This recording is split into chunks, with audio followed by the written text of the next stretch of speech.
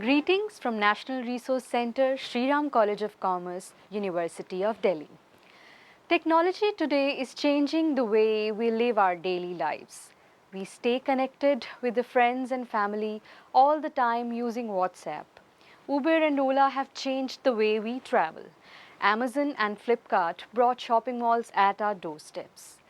Cash is not the king anymore, and we do enjoy getting discounts and cashbacks when paying digitally. We all use Google every day. Did you know that Google, the company, was started as a research project by two PhD students at Stanford University? Back then, it was a startup, and now is a household name. I'm sure while having a stable career as faculty, many of you would have thought of opening up of your own company or doing some innovative business of your own. As a faculty member, did you also think of some idea at some point of time which could potentially solve a problem that probably you and others around you face on a regular basis? In this talk, I am going to touch upon how these ideas can be realized in an academic setting by a team of enthusiastic faculty members and interested students. The focus of my talk will be on the incubators at institutes of higher learning, motivation, grants, and role of faculty. To begin with, let's have a look at how has India been at the global level when it comes to promotion of entrepreneurship. According to the Global Entrepreneurship Development Institute, India is ranked 68th out of 137 countries, which is, yes, only moderate if we consider the performance. However, performance by specific criteria also makes for an interesting viewing. If you look at its strength areas where its performance is above its overall score, that are in the product and process innovation, internationalization, opportunity startup, risk acceptance, opportunity perception, and robust competition in the marketplace. Its performance on human capital is broadly at par with its overall performance. In broader terms, India's strength lies in its ability to identify the opportunities and risk taking, which in turn links to its capabilities in product innovation and a healthy attitude towards globalization, thus seeking new markets beyond the home base. India has proven its potential for entrepreneurship and urge to grow exponentially in innovation. India, in global context, has increasingly pioneered in the frugal innovation, in which products meet acceptable performance standards and features which are often aimed at the bottom of pyramid of consumers and associated with an extremely low cost for the consumers. However, experts also point towards the concerns about India's investing in technology, technological partnerships, the need to stay abreast of current trends, greater labor market flexibility, and a more supportive education and training system. Amidst these strengths and weaknesses, India has managed to be second largest hub of startups in terms of numbers of existing startups. As per the Startup Outlook Report 2019, two factors make India appealing as a startup nation. First is the cost of doing business, which is low because of proximity between customers or vendors. Second is the size of the domestic market along with huge base of internet users. Interestingly, India is also second largest consumer internet market in the world, overtaking China with around 500 million internet users. Obviously, it has never been as easy and cheap as today to launch digital products or services in India, courtesy the economies of digital innovation.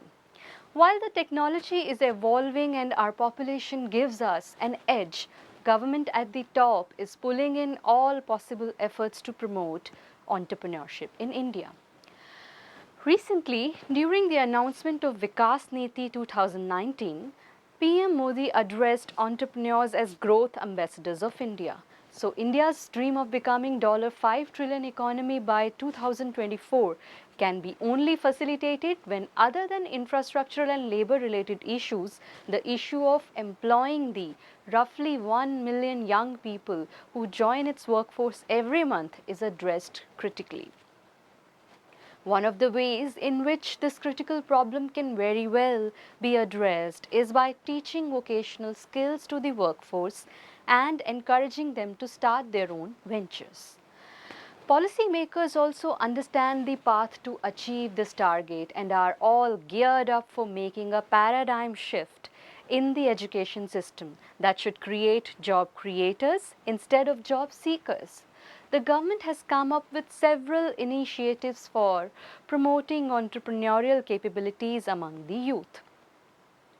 Programs like Startup India, Mentor India, and Atal Innovation Mission are some such examples. Startup India, which is a flagship initiative of the Government of India, was launched to catalyze startup culture and build strong and inclusive ecosystem for innovation and entrepreneurship in India. The action plan of 2016 outlines the various benefits that the startups could derive on the portal, which will be discussed later in this module. Mentor India is another initiative by government wherein a panel of celebrated entrepreneurs is created who have agreed to mentor startups from time to time through workshops or discussions. Broadly, the government is taking two-pronged approach. At one hand, through programs like Atal Tinkering Labs, it is trying to inculcate the innovation and skills among school children for developing interest towards innovation and technology, while on the other hand, there are other initiatives that cater to the already existing startups for facilitating their survival and success through creating appropriate ecosystem. Now, these ecosystem initiatives are geared to help startups flourish and range from the establishment grant for a startup to benefits like tax exemptions, grants for scaling up the business, support by experienced mentors, providing platform for networking with the angel investors or venture capitalists, etc. Encouraging the technology-driven startups will again have ripple effects. The brain drain of engineers that has plagued the country for decades is already inverting, with more and more multinational senior level employees coming back to India, leaving their prized positions in the West to set up their own businesses here or to join the growing startups in India.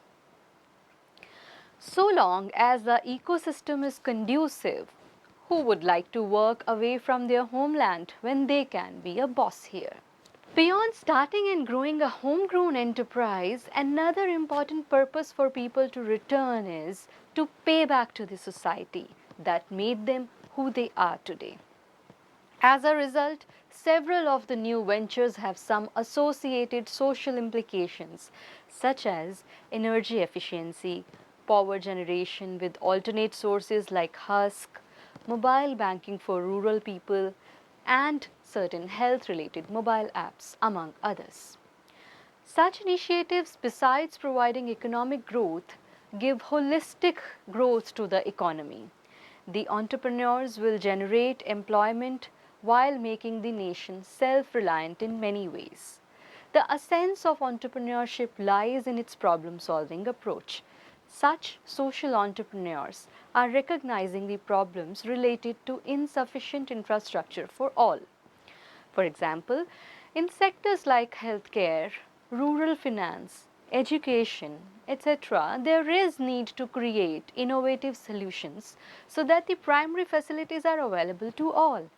To provide solutions in these areas, several groundbreaking startups have emerged and created their niche in fintech, medtech, and edtech. Startups in the electric vehicle space are also just revolutionizing the way India travels with very low carbon footprints. The question now arises, where are these startups emerging from? It's no secret that the startup ecosystem in India has evolved exponentially in recent years.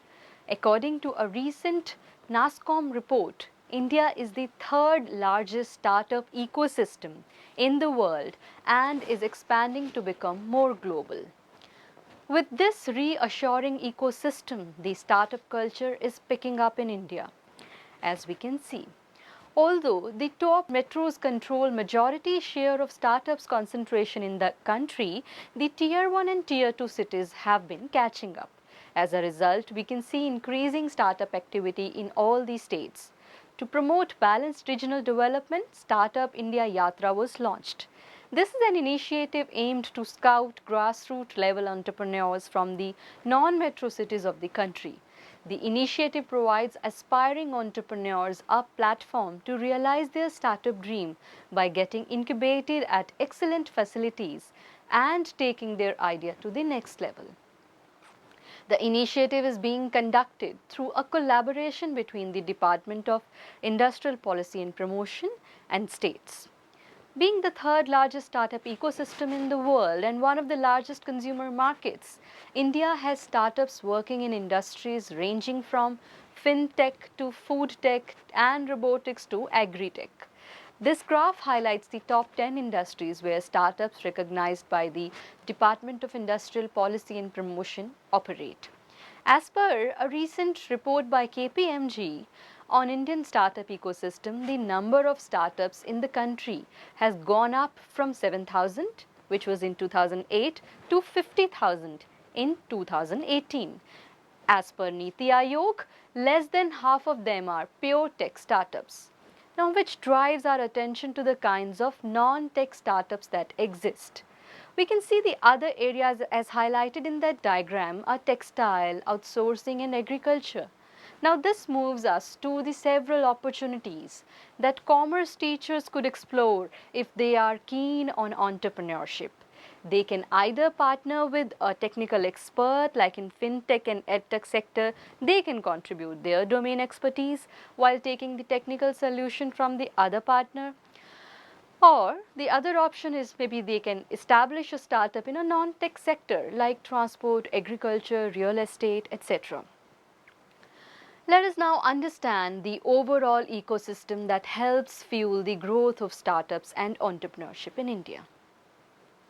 First, several government schemes for promotion of startups in India have been launched of late, like Pradhan Mantri Laghu Udyog Yojana 2016, Mudra Yojana, Startup India Learning Program, and India Aspiration Fund. Secondly, at the legal side, there are various compliance-related relaxations for startups. For example, the exemptions available under the Companies Act 2013 and exemptions under the Income Tax Act, for example, under Section 80 IAC 56, etc. Startups do also enjoy tax holiday for 3 years. That means no income tax for 3 years. Also, self-certification of compliance with labor and environmental laws, easy incorporation through mobile apps, relaxed norms for startups during bidding for the government tenders, faster exit in terms of startups with simple debt structures. Such startups may be wound up within a period of 90 days from making of an application for winding up on a fast track basis.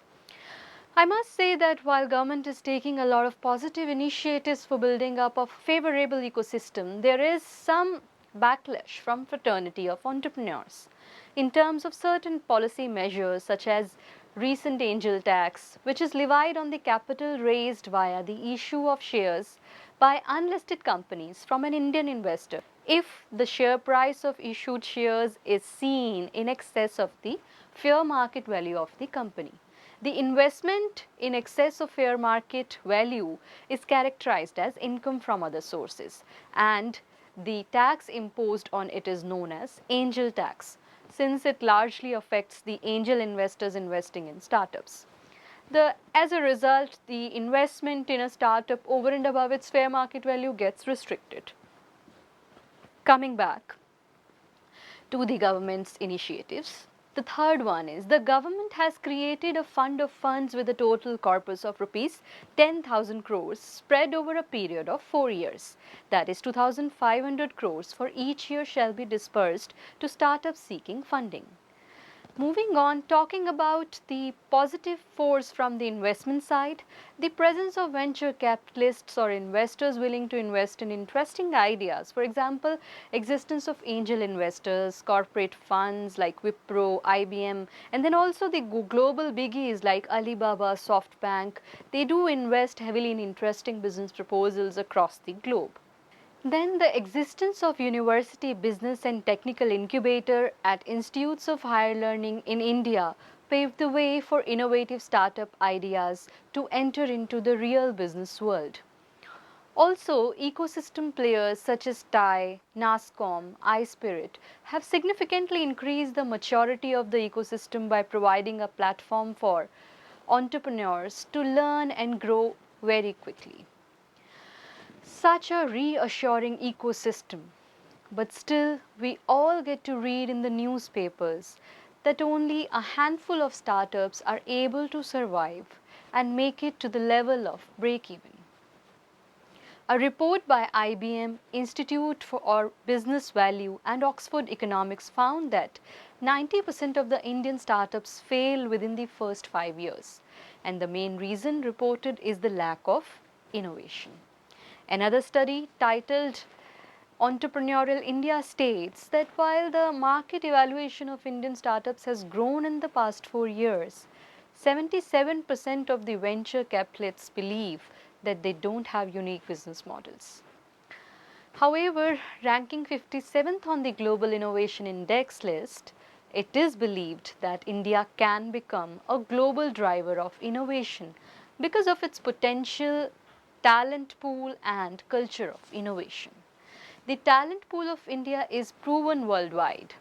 All we need is to channelize this potential into concrete market research and business planning so that their struggle is minimized. As a faculty, we need to teach our students to be risk takers and are not afraid of failure. We can certainly guide our students the right path to business planning and creating a successful business venture. While working as a team, it is important that the incubatee learn from the mistake of others, enhance their learning curve, thus sailing through.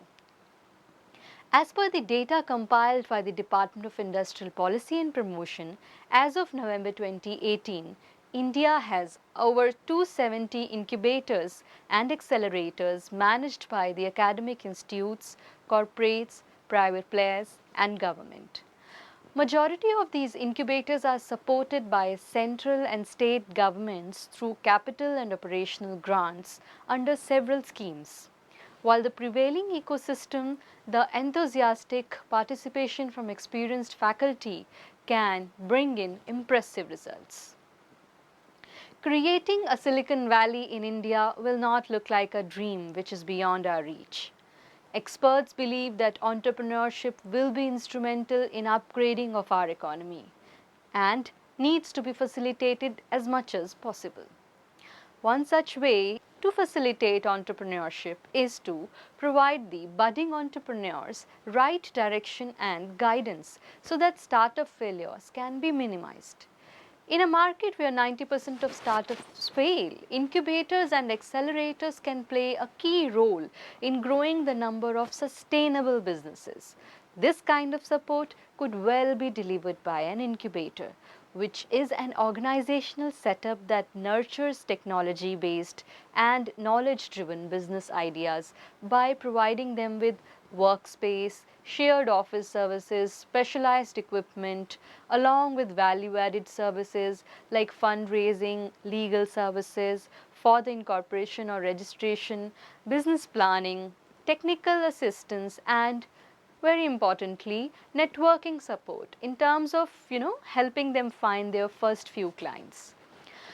In the initial stages of a startup, the first-time entrepreneur and the investor are likely to face various challenges and unknowns. The lack of prior experience creates a gap in the knowledge for the entrepreneur, who then struggles to translate an idea or concept into reality. These challenges and unknowns can be seen as a void, which definitely incubators with the know-how are ready to fill. The primary purpose of the incubator is to produce successful business ventures that create jobs and wealth in the region. In this way, the youngsters are encouraged to build an attitude of innovation that could generate income for them and growth for the economy as a whole. Incubators also play a significant role in the ecosystem by serving as a platform for bringing together venture capitalists, academicians, university students, and of course government. These stakeholders often meet in events and workshops for exchanging ideas and discussing solutions for the problems faced by the young entrepreneurs. Also, incubators can play a significant role in promoting startups which are producing eco-friendly goods, startups run by minorities, by women, startups operating in rural areas or SEZs, etc., for building up a socially balanced economy as well. With the presence of incubators, innovation and R&D in the economy also gets a boost. There are a couple of incubators which are already operating well. To name a few, IIT Guwahati, Foundation for Innovation in Technology, Transfer IIT Delhi, Shriram Institute for Industrial Research, Center for Innovation, Incubation and Entrepreneurship, IIM Ahmedabad, AMIT Innovation Incubator, IAN Incubator, and iCreate. Now, we broadly understand the role of incubators and how they can contribute to the economy's growth in many ways.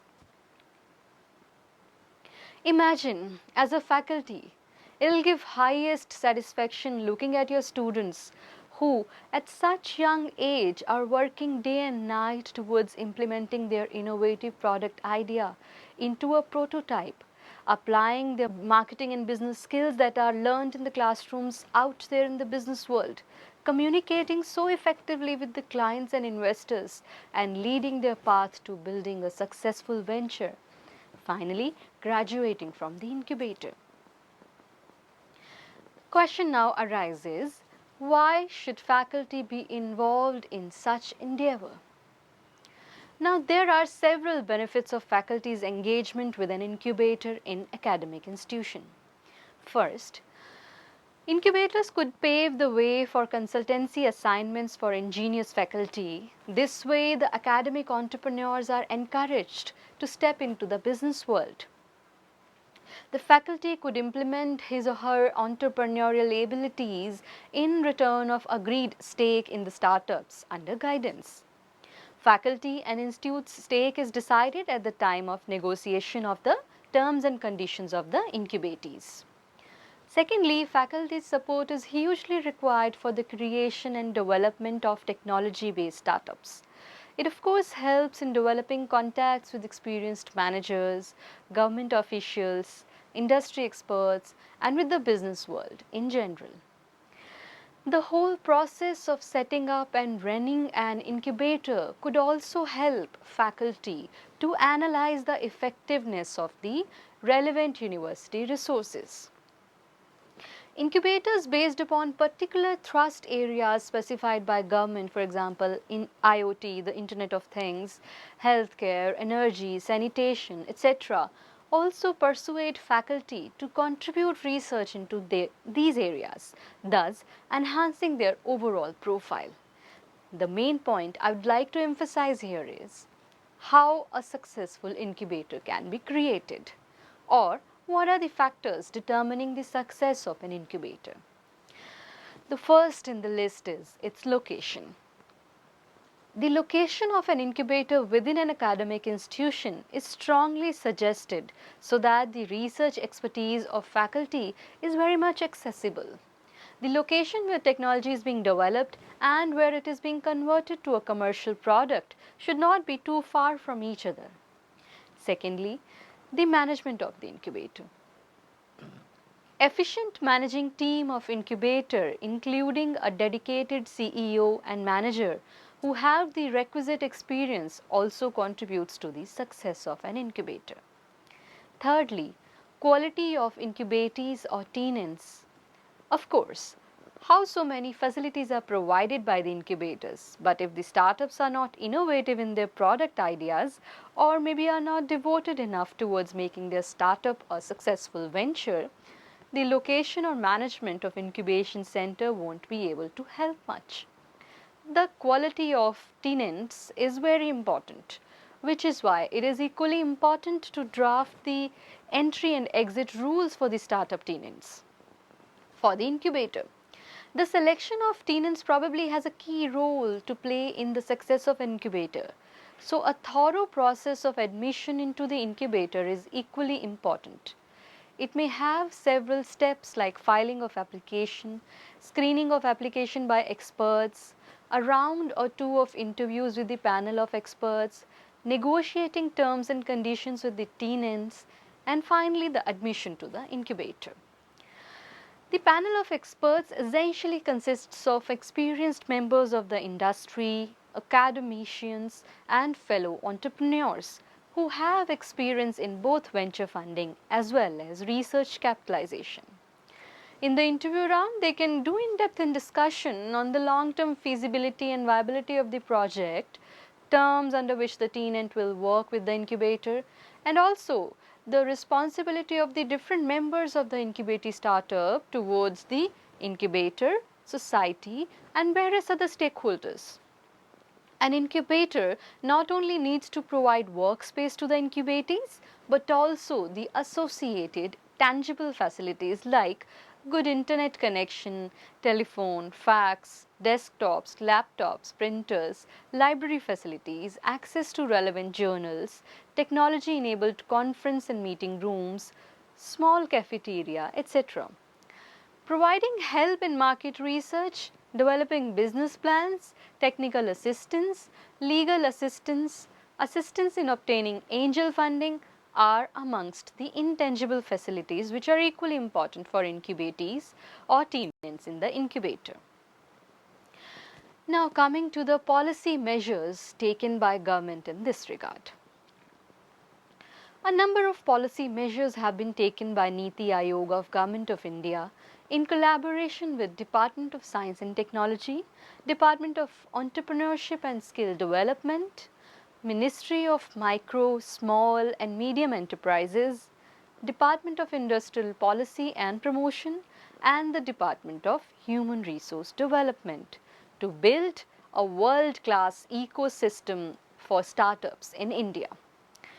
At the state level also, many states have released state level startup policies. Of course, discussing all of these schemes is a bit tricky in the allotted time slot, so I will just try to ornate about two major schemes of the government. The first of these is Atal Innovation Mission by Niti Aayog.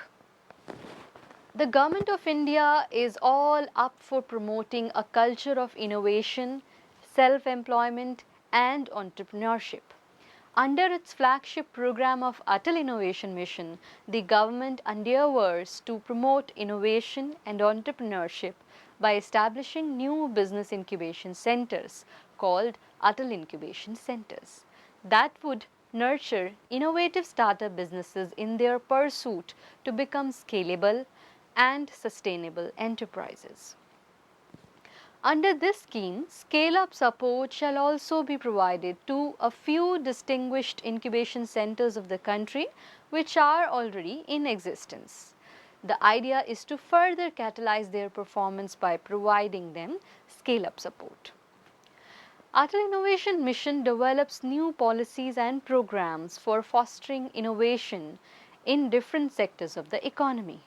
It provides platform and collaboration opportunities to various stakeholders in the entrepreneurial space.